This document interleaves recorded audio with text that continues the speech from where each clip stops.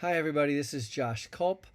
We are learning Daf Kuf Tet Zayin of Masechet Bava Kamma. We are coming to the end of Masechet Bava Kamma, so I hope you will tell your friends to join. We're going to be learning Gitin next. It's a great opportunity to join Daf Shuli. It's a great opportunity to join our live learning, which happens at 9:30 East Coast time every Sunday.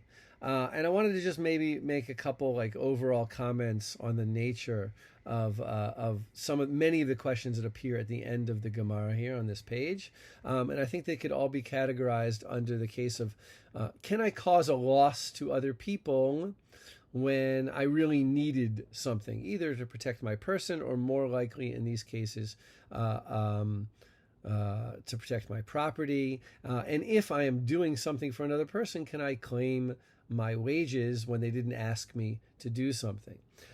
So I'll give just a couple examples. I think that you can use this to understand a lot of these examples here. The first one I want to talk about is the ferryman.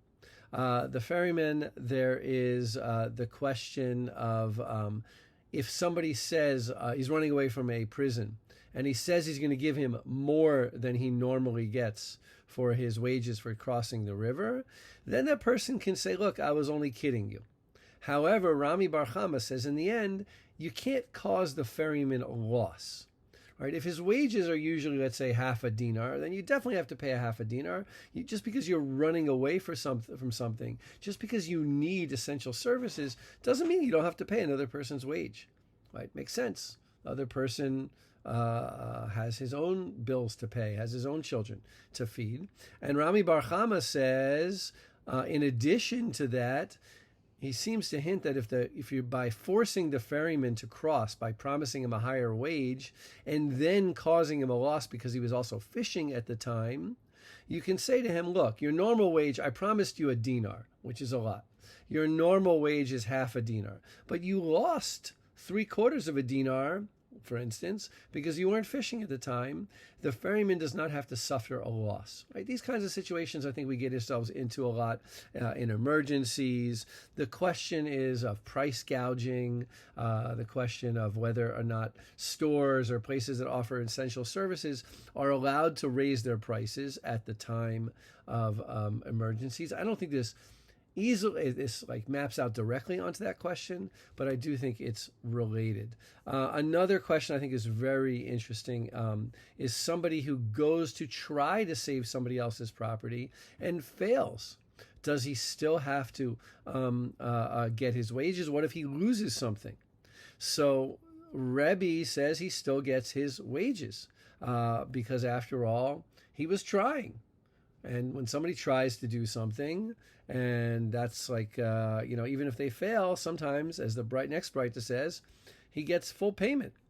There is an interesting debate. Steinsaltz points out an interesting debate.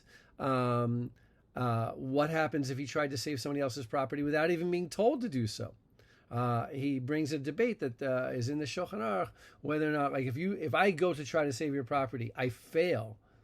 Now can I, and you didn't tell me to do that, can I still claim my wages? And there are opinions that say yes, because you can assume that I acted in good faith.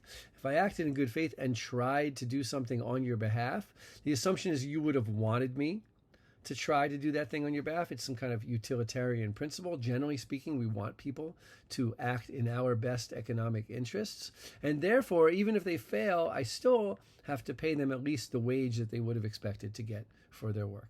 I think these kind of situations come up all the time.